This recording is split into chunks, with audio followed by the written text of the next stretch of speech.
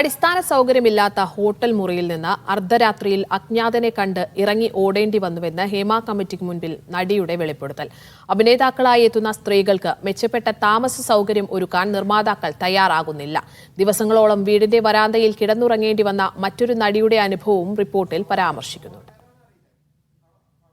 സ്ത്രീകളുടെ സ്വകാര്യതയ്ക്കും സുരക്ഷിതത്വത്തിനും ഒരു വിലയും നൽകാത്ത ഇടമായി മലയാള സിനിമ മാറുന്നുവെന്ന് കമ്മിറ്റി റിപ്പോർട്ട് വ്യക്തമാക്കുന്നു.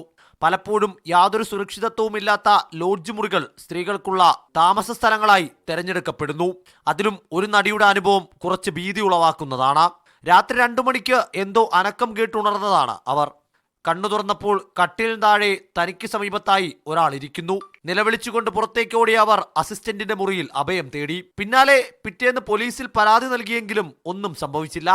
നിർമ്മാതാവിനോട് അന്വേഷിച്ചപ്പോൾ പുറത്തറിഞ്ഞാൽ അത് സിനിമയെ ബാധിക്കുമത്രേ. ഹോട്ടലിലെത്തിയപ്പോൾ തന്നെ വേണ്ടത്ര വെളിച്ചവും CCTV ക്യാമറകളും ഇല്ലാത്തത് ബന്ധപ്പെട്ടവരെ അറിയിച്ചിരുന്നുവെന്നും നടി കമ്മിറ്റിക്ക് മുൻപിൽ പറയുന്നു. പലപ്പോഴും ഷൂട്ടിംഗ് ലൊക്കേഷനിൽ നിന്ന് ഏറെ ദൂരെയാകും സ്ത്രീകളുടെ താമസം. ദിവസങ്ങളോളം താമസിക്കുന്ന വീട്ടുവരാന്തയിലെ സോഫയിൽ രാത്രികൾ കഴിച്ചുകൂട്ടേണ്ടി വന്ന ഒരു പെൺകുട്ടിയുടെ അനുഭവം റിപ്പോർട്ട് വിവരിക്കുന്നുണ്ട്.